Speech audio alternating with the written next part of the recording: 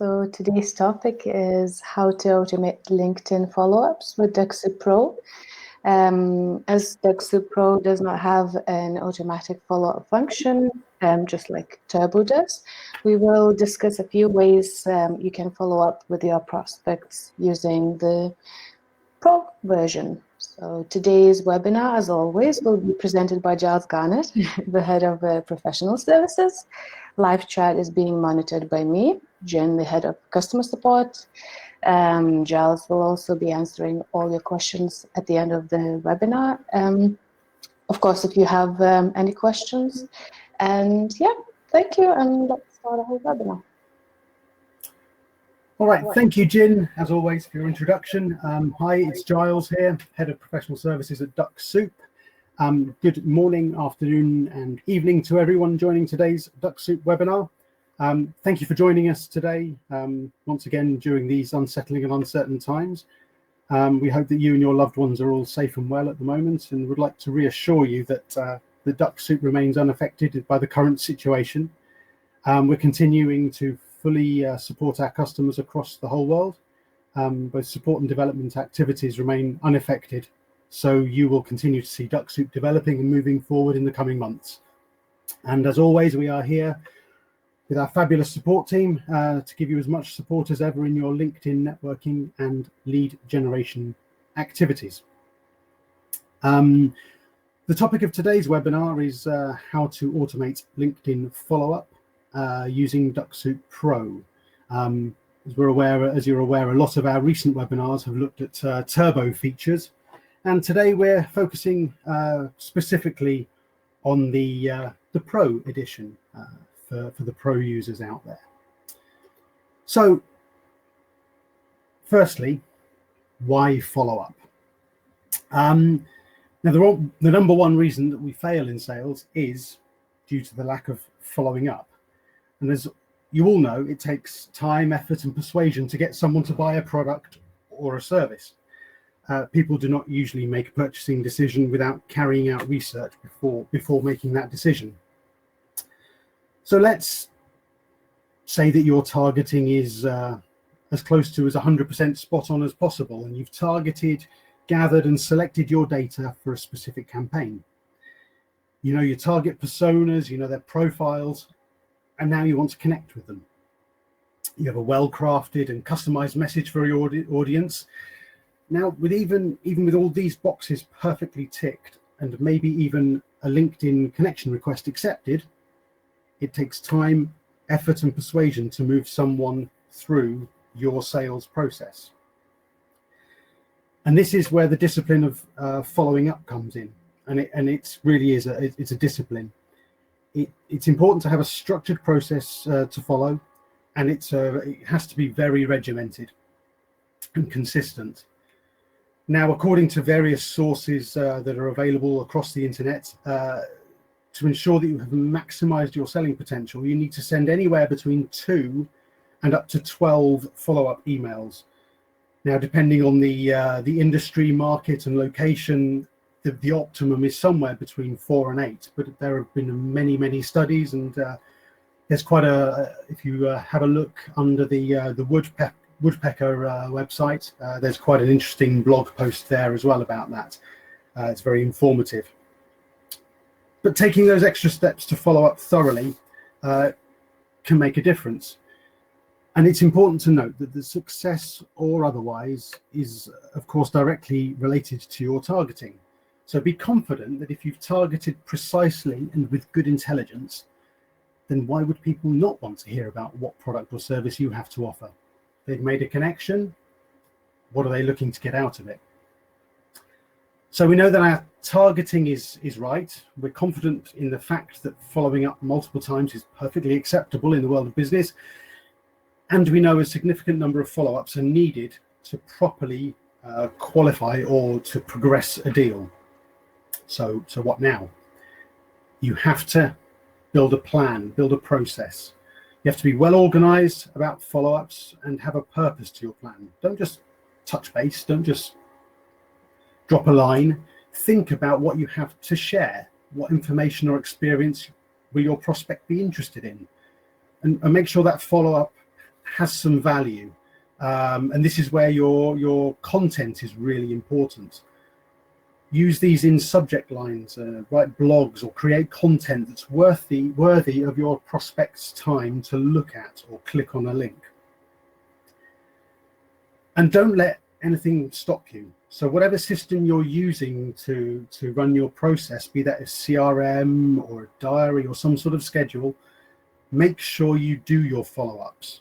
Don't put it off, and do it at the speed that you're comfortable with and that suits the product or service or culture within which you're working. But know when to stop. Have a clear process, whether automated or manual, to stop your follow-up process when the prospect has responded, either negatively or positively. Now it's the time to move into a different flow. So when you get a response, that could be parking them in the contact of no interest or moving them to the next level of your sales process. That could be making a call or arranging a meeting. So auto follow-up in Turbo is fairly straightforward. So we're not going to look at that, and it's been well documented in previous webinars. But what about with Pro? With the Pro edition today, I'm going to demonstrate to you these following activities. How to scan profiles to scrape the data from your first degree connections. How we can tag profiles to group them by your target audience.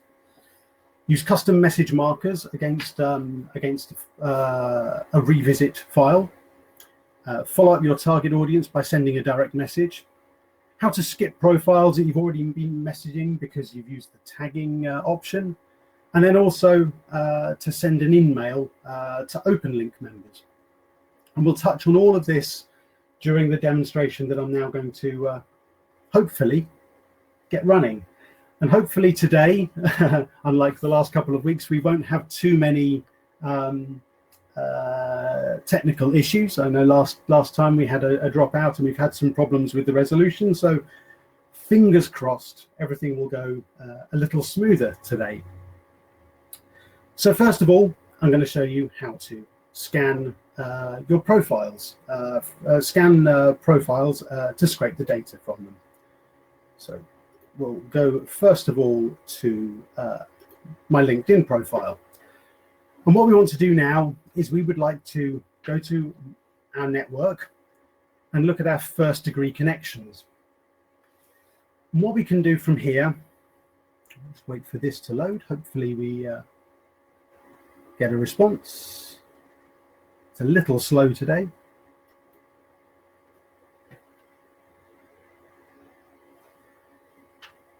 Hopefully I'm still connected. Yeah, it looks like I still am. There we go.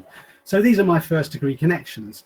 Now, what I would like to do here is I would like to target a small portion of my first degree connections with a follow-up message. So what I'm going to do now is I'm going to filter my first degree connections with some criteria. Everything is a little slow. Now I'm going to do this in standard LinkedIn rather than within Sales Navigator for speed and convenience today. And what I'm going to do here is I'm going to look at all filters here under standard LinkedIn. And areas that I would like to look at is I'm going to split this down. I'm going to look for people who are working, just for example, in IT and information technology and services. So we'll apply that filter. That's still giving me over 100. And then I would also like to add another filter, and I'm going to filter by location. And what I'm going to look for here. We have, again, a little bit fuzzy screen. Would you be able to zoom in? Yep, okay, I can try and make the screen a little bigger. Hang on a second. Thank you. Is that any better? Okay, cool. So I'm now going to somewhere I used to live in Brighton in the UK. I'm going to apply that filter. And so now, oh, that's a little too small a result here. Actually, let's go for something a little more a little broader. Let's look at a UK result, a UK wide result. So there we are. I have a search result now of 35 people who I know live in the UK, who are working in the IT industry. Now, what I would like to do is I would like to send these people some sort of an outreach message, a follow-up message, that kind of thing. So what I would like to do is then scan this list. Now, before I do that, I have been active on LinkedIn, and I've been visiting and scanning profiles. So the first thing I'm going to do is I'm actually going to clear my data so that I reset my counter to 0. So I've got no other data hanging around in the background. So I'm going to press the clear data button. I will do that because I know I've downloaded all of the data that I've collected so far. So I've now cleared all my data. So what I can do now is I can scan this result. I press on there, and I'm not going to visit or visit and connect. I'm going to scroll a bit further down, and I'm going to scan these profiles. And this will take some high-level data against each of these profiles and create, Dux-Soup will save that information for me. And then very shortly, I will be able to download that data and do something else with it. So we're going to just wait for this to run.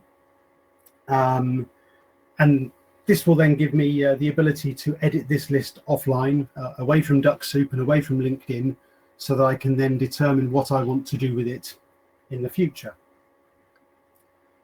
We'll just wait for this list to load and to scan.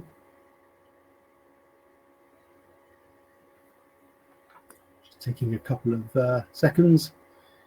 Dux-Soup's just scrolling down. I will just wait for it to scan 2 of these pages because I would just like some sample data here just to demonstrate this fact. So it scanned the first page, and it probably will now skip to the second page.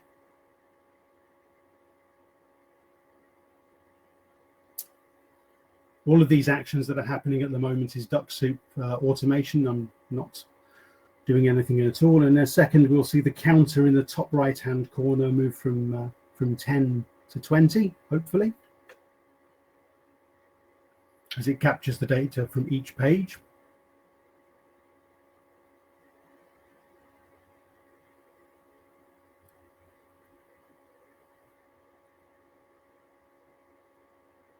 There we go.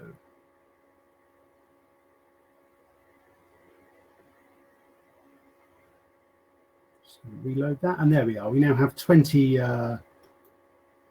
profiles scanned, and I'm now going to stop the robot there. So if you're not familiar with the scanning just literally takes the high-level data against each of the profiles in a search result. In this case, we have 30 now, so there we go.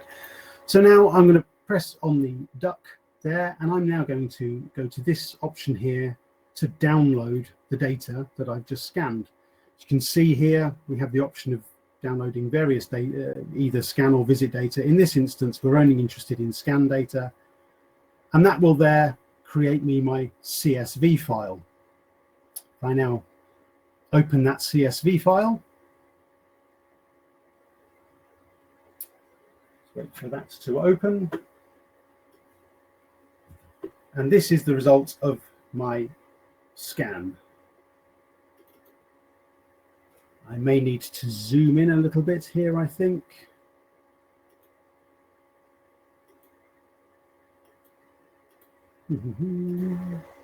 Sorry.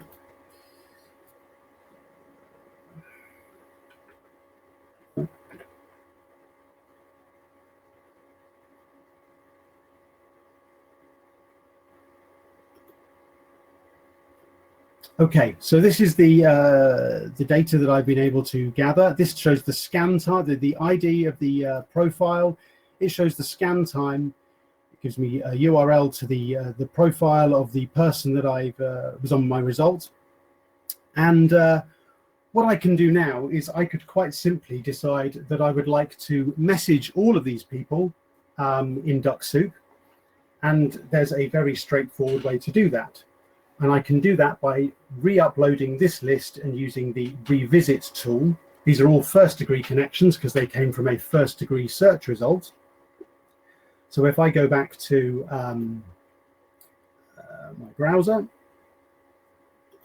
here, and if I go to my Dux-Soup icon, I could now go down to my revisit data tool here, and I could upload my file here, and then I could ask Dux-Soup to carry out visits to those profiles.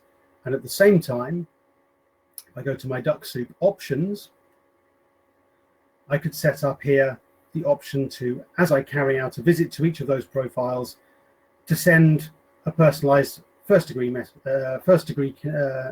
message to first degree connections.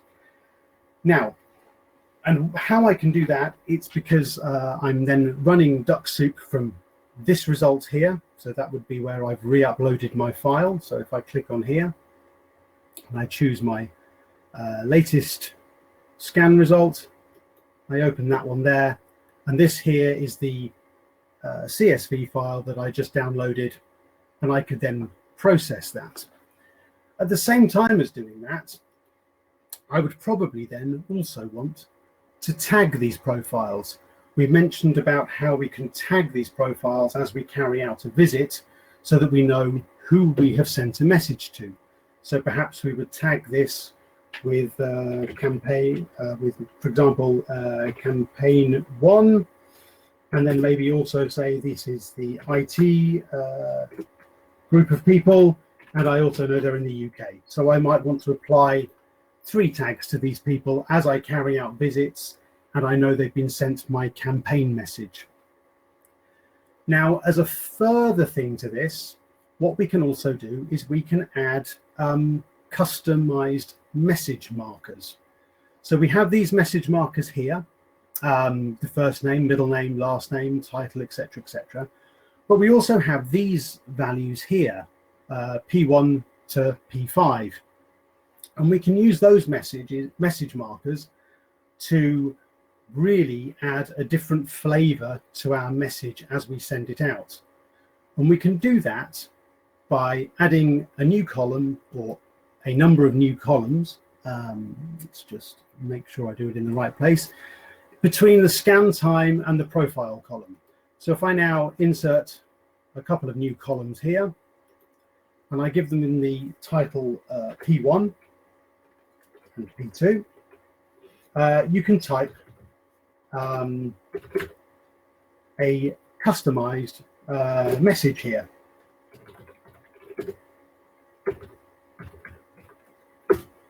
And then you could put something else under the second marker, and you can put up to 5 markers there. For example, like this. And you could copy that down. You could put different markers against each line, for example, and you can really add a different flavor to your message depending on the audience that you're trying to target. If we now save this file, and now we go back to our revisit data, and what we're going to do is we'll open that file again now that I've saved it again, because it's now a different file, of course. We'll go to here, and now we'll press this button here, and we'll re-upload that file. There we go. And you'll see now that in the revisit tool, it automatically recognizes that I've put in some custom messages here against one of the profiles. So if I then use these markers, P1 and P2, in my message, as I have done here, I've started typing a message, then you can see that that message would then go. So what I'm going to do now is I'm going to upload a different file and demonstrate exactly how this would work. It's a click on the revisit data, and what I've done here is I have created, just from a scan, a demonstration file just carrying out a visit to my colleague Jin, and I've just put in P1 and P2. So under my first degree message connection here, I've got P1, please visit P2 for more information. And these markers will pull out that from my CSV file. So if I now click on Dux-Soup icon, oh no, what I also want to do while I'm doing this, let's also, I don't want to tag this as that, I'm going to tag this as Dux-Soup. So I'm going to tag this profile as Dux-Soup whenever I carry out a visit to it. So now from here, I will ask Dux-Soup to visit this profile, and while I'm doing that, it will send the auto message. So I know this is a first degree connection. Press the visit. And I didn't scroll down far enough. Let's just scroll down a little further. There we go. Hopefully that will now work.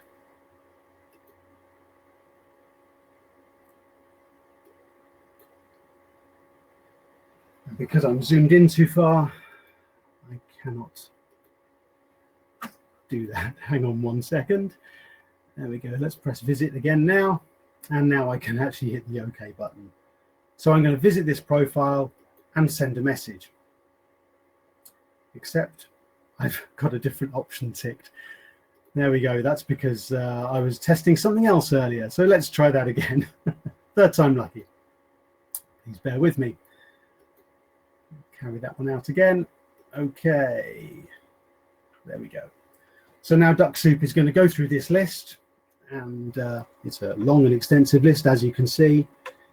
It will carry out a visit. And you'll see that pop up down on the right-hand side of the screen here. Just wait for a second. It'll take a couple of seconds to load the profile.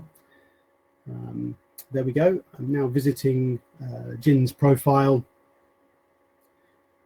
It will go through the various automated processes. So it'll collect the contact information. It will collect the profile data. There we go. And then in a second, it will also send a message to her. So we'll see that pop up in the bottom right-hand corner in a second. Using those fields that I've completed in the CSV file. Oh, there we are. It's added the tag. And there you are. You can see the message box open up there. Populate with the text that I have predefined in my message with the various markers. It's sending the message on my behalf. And then in a second, it will close that profile. Now, if I then had an extensive list, it will would then go on to the next person in the list, depending on the speed that you had the robot defined to process these things. It would do that accordingly. So we've shown how to scan some profiles from our first degree connections. We've shown how to tag some profiles, tag members of a group. You have to carry out a visit to each of the profiles to tag them, of course. And you can do that separately from sending a message. Maybe you'd like to spend some time just going through your first degree connections, tagging them as you go in order to categorize them. So now that I've processed this list, if I now go back to my LinkedIn profile here, if I go to my messages, and we have a look here, we can now see that I sent my message to Jin just a few minutes ago. There we are, and there is my automated message that went a minute ago. Hi Jin, this is just a test, please do visit. And those are the markers that I used, and you can see how they then appear in my message. And you have to remember that when you're sending a message to a first degree connection, let's just zoom in a little closer for you. There we go. When you're sending a message to a first degree connection, you have 3,000 characters to play with. So you have a significant amount of space here to be able to construct a good message, be able to tell a story or provide links to appropriate places. So you can now see how to sort of start to build a follow-up campaign. And as I said earlier, I would be tagging a profile as I went. So I can now, if I wanted to revisit that list of people that I had sent my message to and tagged accordingly, I can then later on search by tag. Using this particular functionality, if I now type in Dux-Soup, I can see here that I have one person in my my list that I've tagged with Dux-Soup. So if I then had a group of people that I'd sent this message to, I could then schedule to send a further follow-up message to this group by being able to filter by tags. As you can see, all of my my various tags that I've been using here to categorize certain groups. And that way you can then also run further messaging from this page here. When you're doing this, one of the things that you may want to do as well is make sure that you're skipping certain profiles. So you can also then, as you get responses perhaps from individuals, you can add tags to say that you have received a response. And then you can, under the skipping tab under your options, you can then go to this section here and choose to skip certain profiles so that you exclude them from your message flow. And that's a really important thing. As I stated earlier, you have to know when to stop your follow-up process with certain profiles who've maybe engaged and maybe opted out, or are wanting to follow a different flow in your automated follow-up activities. So Dux-Soup can enable you to do that in lots of different ways, and using the scanning functionality, and then being able to message them with a first degree message, being able to use the number of characters you have here, can make Dux-Soup a really powerful tool in at least semi-automating your follow-up activity. The fully automated functionality, which is further down here, of course, comes with the turbo feature, but an awful lot of the legwork can be taken out just by using the visits and the automated messaging services within Dux-Soup. Further on, one thing that is also very useful for people, especially people who are using a paid version of LinkedIn, is being able to send InMails.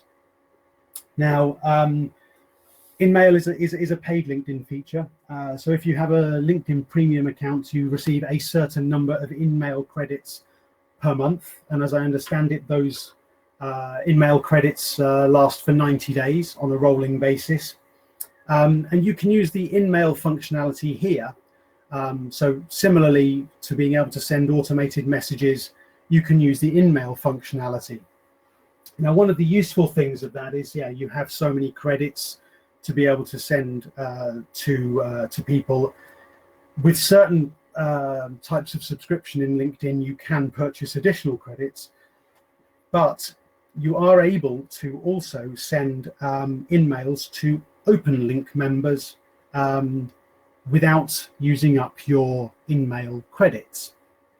And the way you can do that is if you're carrying out a search within Sales Navigator, you can configure your InMail here.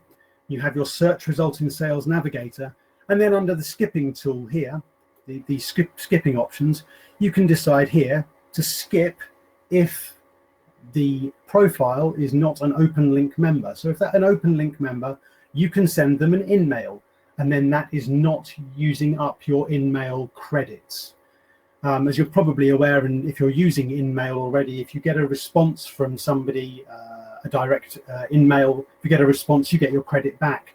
But if you're only using InMails against people who are open link members, you're not using up your credits there. So that's a really useful way to target certain people and and make full use of the facilities that are there, especially if you're paying for some sort of premium LinkedIn subscription.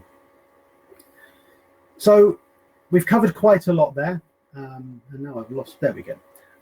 We've covered quite a lot of different items there, and what I would like to do now is just flip back to here. Let's go back to the slides.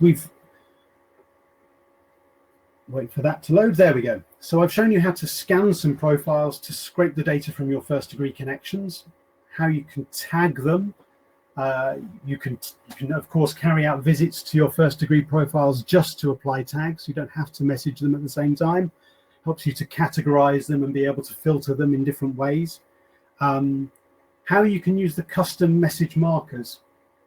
Now there's a very useful, I'll just drag that and put that on the screen as well. There's a very useful article on the support website here, how to configure your custom fields when revisiting. Hopefully you can see that. Hopefully this link can be made available via the chat box. And this here explains exactly how to apply your custom fields in your CSV file. Always remember that for revisiting, you have to use a CSV file. I think I've seen some messages before on the chat and also on the Facebook group about people who unfortunately forgotten that it's a CSV file and tried to re-upload an Excel file. Always have to make sure it's a CSV file to be able to re-upload, to revisit. And then, yeah, as I say, you can add these columns, P1 and P2, all the way through to P5. Use the markers to really focus and customize your message to your target audience. Showing you the custom message markers, following up your target audience by sending a direct message with the markers, demonstrated that, and how to skip profiles that have already been messaged, so you can apply tags manually or automatically as and when you get responses from people accordingly. And then finally, how to send an InMail to open link members. So if you're sending it to an open link member, it doesn't use up your credits, which is say quite valuable. And yes, I understand it can be can cost up to $10 per credit if you've used up the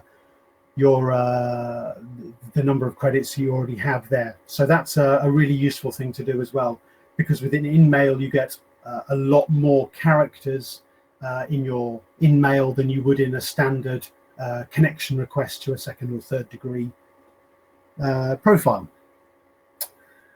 That's what I wanted to cover today.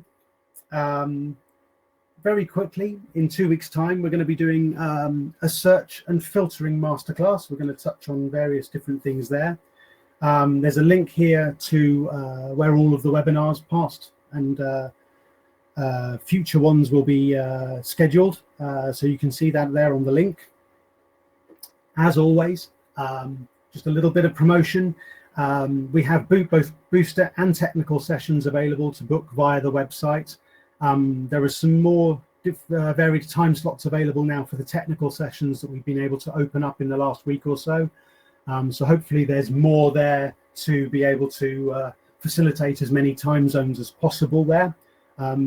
Most of the booster and technical sessions are held with myself, Giles.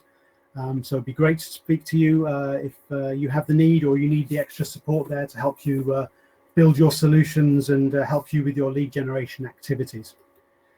The normal links here, hopefully there's some useful stuff there. The homepage, the blog posts. There's a blog post been posted today associated with today's webinar. The webinars, the tutorials, the support page. The support page is monitored. We have a live chat on the support page, which is always available certainly during European and North American time zones. The response times are very, very good. We have a great team there who are able to support all of our users across the world. And we have the very active Facebook community as well. Okay. I think I've got to the end of what I was going to do. I hope that there may be some questions, Jin. Well, the first question would be, can you add the P1, P2 columns anywhere in the CSV file, or do they need to be in a specific order? Yeah, so the columns need to be in the specific order. I think let's go back to here, the custom fields here. As you can see here, when including the additional columns, you add the custom fields and the connections, and you add them in this location here. You add them between the visit time and the profile. You add the columns there, It's pretty well documented on the website, under the support website, under revisiting data, and you should be able to do that from there. And you can customize anything you like. You can put URLs in there, paragraphs of text, all sorts of different things. So use that as a really powerful way to be able to customize messages to different groups of people, whilst doing it all in perhaps processing one list with multiple different flavors of message there. Okay. Go on. What does an open link member mean? An open link member is a certain, there are certain different profiles, like LinkedIn influencer, that sort of thing. People who have a certain profile within LinkedIn, whereby they have an open profile. They're not just a standard user, they are almost like a power user, and they will have their profile as open and be able to, they'll be paying a significant amount of money, I would imagine, in their subscription in order to have that privilege, and they will then be using the very powerful tools within LinkedIn. So yeah, that's an open open LinkedIn member. Yeah. One markers to when adding connection requests.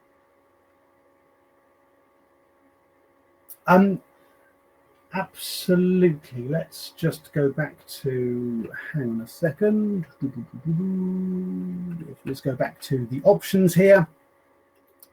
If we go to the Dux-Soup options again here, and if we look here, you can see here under when you're sending a connection request to second and third degree connections, as long as you're using the revisit tool, so as long as you're scanning your search result first, creating your CSV file, and then adding your new columns, you can use these custom values as well here, P1 to P5, in exactly the same way as if you were sending a personalized message to your first degree connections. So yes, you can certainly do that, but you have to make sure that you're scanning your search results first and then editing your CSV file with those appropriate fields, and then you can absolutely.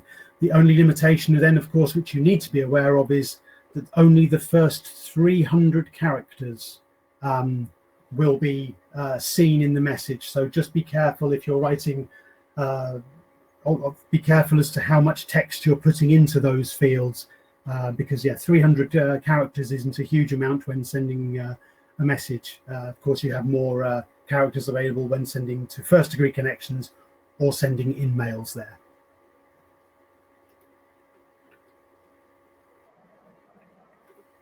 Is that all the questions? Okay.